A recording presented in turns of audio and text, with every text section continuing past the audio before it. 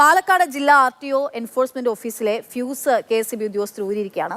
November December മാസങ്ങളിലെ വൈദ്യുതി bill കുടിശ്ശികയായതോടുകൂടിയാണ് KSEBയുടെ നടപടി. ഇതോടെ RTO ഓഫീസിലെ 5 ഇലക്ട്രിക് വാഹനങ്ങളും ഉപയോഗിക്കാൻ പറ്റാത്ത അവസ്ഥയിലായിട്ടുണ്ട്. MVD ഉദ്യോഗസ്ഥർ മൊബൈൽ ഫോൺ വെളിച്ചത്തിലാണ് ജോലി ചെയ്യുന്നത്. പാലക്കാട്ടെ തന്നെ MVDയുടെ ഏറ്റവും പ്രധാനപ്പെട്ട എൻഫോഴ്സ്മെന്റ് ഓഫീസാണ് പാലക്കാട് മരുത് റോഡുള്ളത്. ഈ മരുത് റോഡിലെ ഈ ഓഫീസ് ഇപ്പോൾ ഏകദേശം ഒരു 4 ദിവസമായി ഇരുട്ടിലാണ്. വൈദ്യുതി ബില്ലായിട്ടുള്ള 3 മാസത്തെ കുടിശ്ശിക 73,000 രൂപ അടയ്ക്കാത്തതോടുകൂടി KSEB ഈ ഓഫീസിന്റെ ഫ്യൂസ് ഊരി ഇതിപ്പോൾ ഉദ്യോഗസ്ഥരൊക്കെ തന്നെ ഇരുട്ടിൽ പ്രവർത്തിക്കുന്ന ഒരു സ്ഥിതിയാണ്. വലിയ ബുദ്ധിമുട്ടിയിട്ടാണ് ഇവരൊക്കെ തങ്ങളുടെ ജോലികൾ ചെയ്യുന്നത്.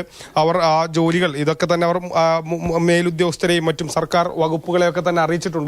അതിൽ എത്രയും പെട്ടെന്ന് നടപടി വരണമെന്നുള്ളതാണ് ആവശ്യം. കാരണം ഇവർ ഏകദേശം 3 ദിവസത്തിലധികമായി ഇത്തരത്തിൽ ജോലി ചെയ്യാൻ വളരെ ബുദ്ധിമുട്ടി നിൽക്കുന്ന ഒരു പ്രശ്നമാണ്. ഇതിൽ ഏറ്റവും ഗുരുതരമായുള്ളൊരു പ്രശ്നം ഈ എൻഫോഴ്സ്മെന്റ് ഉദ്യോഗസ്ഥർക്കൊക്കെ തന്നെ പുറത്തുപോയി ജോലി ചെയ്യണമെങ്കിൽ വാഹനങ്ങൾ ആവശ്യമാണ്.